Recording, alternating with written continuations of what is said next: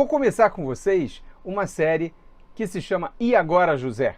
Objetivo: discutir, conversar, trocar informações sobre uma situação que eu tenho presenciado muito no consultório. Pessoas jovens que têm uma decepção em relação a desempenho sexual e tomam diferentes atitudes.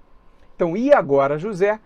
É a história de um rapaz de 30 anos de idade, rígido, que faz exercício, que está no seu peso, que não tem outras doenças e que terminou um relacionamento longo. José namorou durante 10 anos, um relacionamento heterossexual. Ele é muito fiel, era muito fiel à sua namorada e por outras razões resolveram se separar há cerca de 3 meses atrás.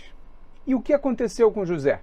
José, depois de um período de sofrimento, de ficar mais isolado, voltou a ter uma vida social, conheceu uma outra pessoa, foram namorar e José teve uma falha de ereção. Ou seja, o pênis não ficou rígido o suficiente para a penetração. José ficou muito triste, muito chateado, ficou nervoso naquele momento e eles não namoraram mais, acabaram se separando. Depois desse episódio, José então passou a observar o próprio corpo e notar algumas diferenças que passaram a preocupá-lo.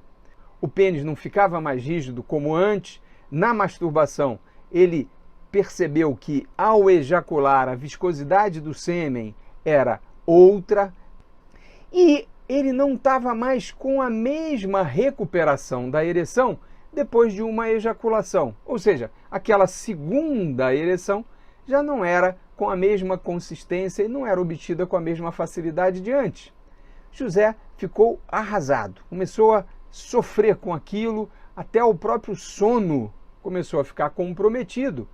E diante dessa sucessão de fatos que ele observava no dia a dia, ele chegou no consultório e perguntou ao médico: doutor, o que está acontecendo comigo? E agora, José? Então vamos conversar no próximo vídeo sobre as possibilidades, o que José pode fazer em relação a essa situação que eu vou resumir.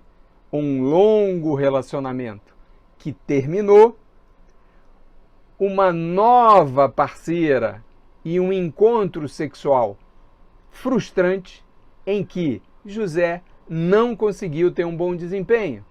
José teve uma falha de ereção e não conseguiu a penetração. A atividade sexual foi interrompida por conta disso, o que causou em José, que nunca tinha falhado, um desespero. Literalmente, José ficou arrasado, até porque José tinha, no desempenho com a namorada de 10 anos, um orgulho. Ele era muito reconhecido em relação ao desempenho sexual. Ele era, entre aspas, bom de cama. E José nunca imaginou que poderia ter uma falha, uma ereção que não fosse suficiente para concluir um ato sexual. E agora, José?